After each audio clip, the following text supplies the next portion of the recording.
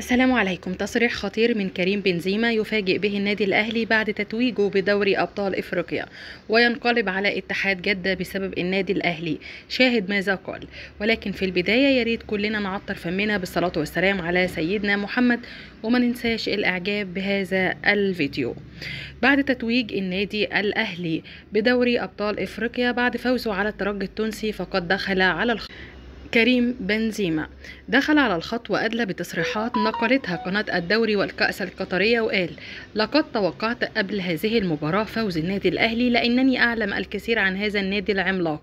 فأنا واجهت النادي الأهلي في مناسبتين، عندما كنت ألعب مع ريال مدريد في المغرب في كأس العالم للأندية، وأيضا واجهنا النادي الأهلي مؤخرا في كأس العالم للأندية بجدة، ولقد خسرنا هذه المباراة بثلاثية.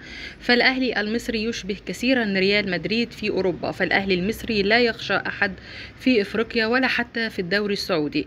وأنا شاهدت قبل ذلك الأهلي المصري يفوز على الهلال السعودي برباعية، الهلال الذي لم يخسر في الدوري السعودي. وأعتقد أن الأهلي المصري لو لعب في الدوري السعودي لا يتوج بالدوري السعودي رسميا، وسيكون منافس شرس للهلال والنصر.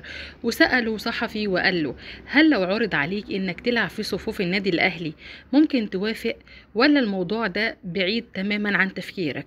قال له: بالطبع اكيد سأوافق من غير ما حتى افكر. فالاهلي سيشارك في بطولة كأس العالم للقارات هذا العام، وسيشارك في بطولة كأس العالم للأندية العام المقبل بمشاركة 32 فريق من أفضل أندية العالم. أتمنى أنا المشاركة في هاتين البطولتين مع النادي الأهلي المصري، وأتمنى أن يوافق اتحاد جدة لإعارتي للنادي الأهلي لمدة موسم واحد فقط، حتى أتوج مع النادي الأهلي في آخر مسيرتي بأنني فعلا أخذ هذين البطولتين مع النادي الأهلي الكبير العملاق. وأعلم أن في بعض المفاوضات للاعب كبير من داخل النادي الأهلي هيتم فعلا نقله لاتحاد جدة، واحتمال أنا أيضا يتم نقلي للنادي الأهلي المصري. فشرف كبير لي أن ألعب في مثل هذه المنظومة التي تعودت على البطولات.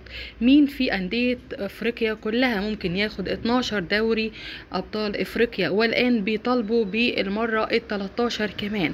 يمكن أقرب منافسي وهو نادي اسمه الزمالك، أخد 5 من 2002، من وقتها ما شافش خالص دوري أبطال إفريقيا. فالنادي الأهلي شرف لأي لاعب إنه يلعب داخل صفوفه.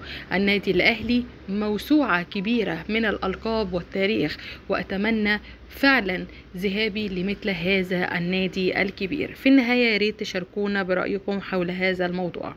السلام عليكم. تصريح خطير من كريم بنزيما يفاجئ به النادي الأهلي بعد تتويجه بدوري أبطال إفريقيا، وينقلب على اتحاد جدة بسبب النادي الأهلي. شاهد ماذا